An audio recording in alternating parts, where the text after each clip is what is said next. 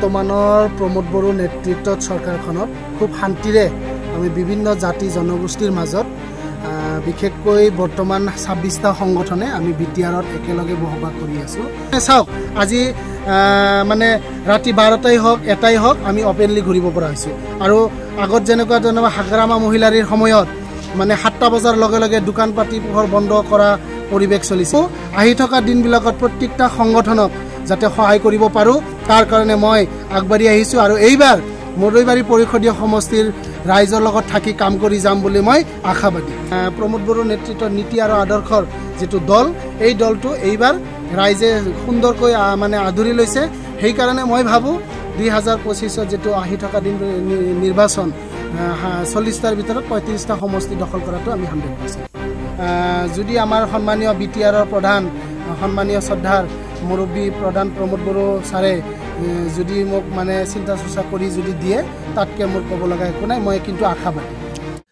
চাওক আমাৰ বৰ্তমানৰ প্ৰমোদ বড়ো নেতৃত্বত চৰকাৰখনত খুব শান্তিৰে আমি বিভিন্ন জাতি জনগোষ্ঠীৰ মাজত বিশেষকৈ বৰ্তমান 26টা সংগঠনে আমি বিটিআৰত একেলগে বসবাস কৰি আছোঁ। আৰু যাৰ কাৰণে উন্নয়নৰ ক্ষেত্ৰত আমি যি দেখা পাইছোঁ প্ৰমোদ বড়ো নেতৃত্বত UPPL দলে বা এই চৰকাৰখনে যাৰ কাৰণে বিভিন্ন জাতি জনগোষ্ঠীক লৈ ভিজন ডকুমেণ্টৰ কাম কৰিছে। আৰু যাৰ কাৰণে বৰ্তমান ইতিমধ্যে আমাৰ চিৰাঙতো ৰিচাৰ্চ চেণ্টাৰ হ'বলৈ গৈ আছে। প্ৰত্যেকটা জাতি জনগোষ্ঠীৰ হৈ কাম কৰিব ওলাইছে। তাৰ কাৰণে আমি যিহেতু মই 10 বছৰ ছাত্ৰ সংগঠনৰ দায়িত্বত আছিলোঁ, বৰ্তমান মই UPPL দলৰ যোগদান হোৱা 2 বছৰ হৈছে। তো ইতিমধ্যে মই যোদ্ধাৰ কাম কৰি আছোঁ। আৰু মই আগৰ পৰাই বিভিন্ন জাতি জনগোষ্ঠীৰ লগত উঠা বহা কৰিছোঁ আৰু এতিয়ালৈকে বিভিন্ন জাতি জনগোষ্ঠীৰ কাম কৰি আছোঁ। আৰু ভৱিষ্যতলৈকে কাম কৰিম বুলি মই ৰাইজৰ মাজত মানে ৰাইজৰ বিভিন্ন ঠায়ে বয়ে বিভিন্ন সুখে দুখে মই আগবাঢ়িছোঁ। আৰু ইতিমধ্যে মই খৈৰাবাৰী সমষ্টি হওক বা মদৈবাৰী সমষ্টি হওক, বিশেষকৈ মই মদৈবাৰী পৰিষদীয় সমষ্টিত বিভিন্ন জাতি জনগোষ্ঠীৰ মাজত উঠা বহা কৰিছোঁ ছাত্ৰ সংগঠনৰ পৰাই। আৰু এতিয়া বৰ্তমান UPPL দলৰ নেতৃত্ব চৰকাৰখনৰ লৈ মই প্ৰমোদ বড়ো নেতৃত্বত নীতি আৰু আদৰ্শৰ প্ৰতি আকৃষ্ট হৈ মই ছাৰৰ নীতি আৰু আদৰ্শৰ প্ৰতি আকৃষ্ট হৈ মই দলৰ হৈ কাম কৰি আছোঁ। বিভিন্ন সুবিধা অসুবিধা লৈ ৰাইজৰ মাজত গৈ আছোঁ। যেনে মদৈবাৰী পৰিষদীয় সমষ্টিত উন্নয়নৰ ক্ষেত্ৰত বিভিন্ন কাম কৰিব লগা আছে। স্বাস্থ্যৰ প্ৰতি কাম কৰিব লগা আছে। উন্নয়নৰ ৰাস্তা ঘাটৰ পৰা আদি কৰি বিভিন্ন উন্নয়নৰ ডেভেলপৰ কাম কৰিব লগা আছে। তাৰ কাৰণে মই ভাবোঁ মদৈবাৰী পৰিষদীয় সমষ্টিত বিভিন্ন জাতি জনগোষ্ঠী বসবাস কৰে। যেনে মুছলিম মাইনৰিটি জনগোষ্ঠীয়ে বসবাস কৰে, তেওঁলোকৰ আজি ডিবুটাৰৰ সমস্যা, মাটিবাৰীৰ সমস্যা, তো ঠিক তেনেকুৱা ধৰণৰ প্ৰত্যেকটা জাতি জনগোষ্ঠীৰ সমস্যা আছে। তাৰ কাৰণে মই ভাবোঁ যাতে আহি থকা দিনবিলাকত ৰাইজৰ মৰম আৰু আশীৰ্বাদ পালে মই ভাবোঁ অনাগত দিনবিলাকত মদৈবাৰী পৰিষদীয় সমষ্টিৰ বাকী ৰাইজৰ লগত থাকি মই কাম কৰি যাম বুলি মই স্পষ্ট মানে সাংবাদিকৰ জৰিয়তে মই মানে কথা দিলোঁ।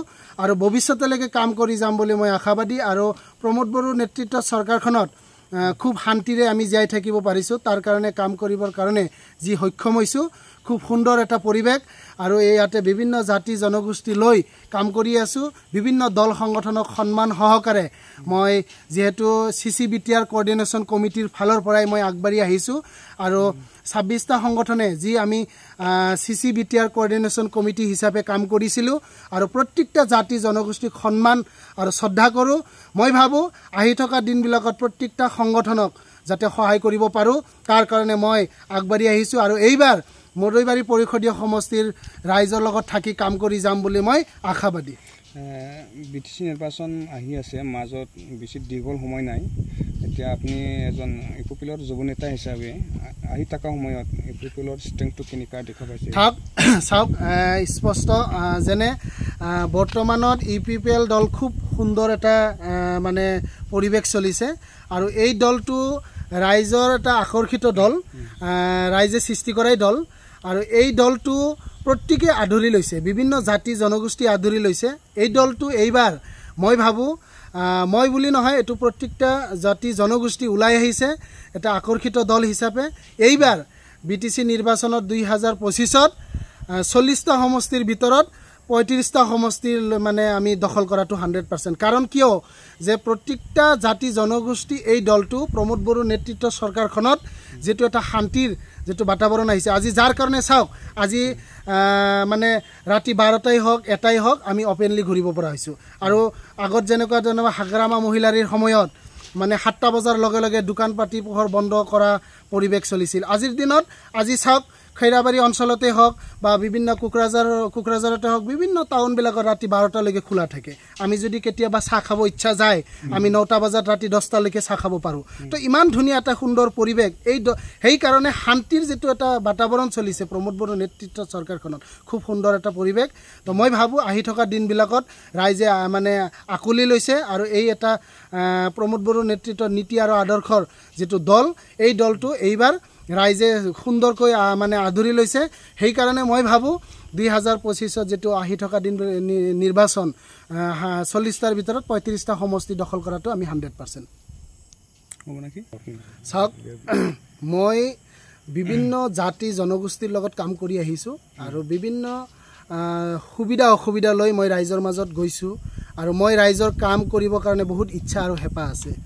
যদি ঠিক তেনেকুৱা ধৰণৰ ৰাইজে যদি ভাবি মোক মানে প্ৰাৰ্থিত্ব যদি আগবঢ়ায় মোৰ ক'ব লগা একো নাই। কাৰণ যিহেতু আমাৰ প্ৰমোদ বড়োৰ নেতৃত্বত চৰকাৰখনত আৰু প্ৰমোদ বড়ো ছাৰৰ নীতি আৰু আদৰ্শৰ প্ৰতি আকৃষ্ট হৈ মই যিহেতু দলৰ হৈ কাম কৰিব ওলাই আহিছোঁ আৰু ঠিক তেনেকুৱা ধৰণৰ যদি ভাবি যদি মোক মৰম আৰু আশীৰ্বাদ দিয়ে তেতিয়া ক'ব লগা মোৰ একো নাই। কাৰণ মই আশাবাদী যিহেতু মই মদৈবাৰী পৰিষদীয় সমষ্টি লৈ মানে ৰাইজৰ মাজত গৈছোঁ বিভিন্ন সুবিধা অসুবিধা লৈ মানে ৰাইজৰ মাজত গৈছোঁ আৰু ৰাইজে ঠিক তেনেকুৱা ধৰণৰ যদি মদৈবাৰী পৰিষদীয় ৰাইজে যদি বিচাৰে তাতকৈ ক'ব লগা একো নাই। মই কাম কৰিবৰ কাৰণে প্ৰস্তুত আছোঁ আৰু যদি আমাৰ সন্মানীয় BTRৰ প্ৰধান সন্মানীয় শ্ৰদ্ধাৰ মুৰব্বী প্ৰধান প্ৰমোদ বড়ো ছাৰে যদি মোক মানে চিন্তা চৰ্চা কৰি যদি দিয়ে তাতকৈ মোৰ ক'ব লগা একো নাই। মই কিন্তু আশাবাদী। বেলেগ ঠিক তেনেকুৱা মই ভাবোঁ যুঁজ ঠিক তেনেকুৱা নাথাকে বুলি ভাবোঁ।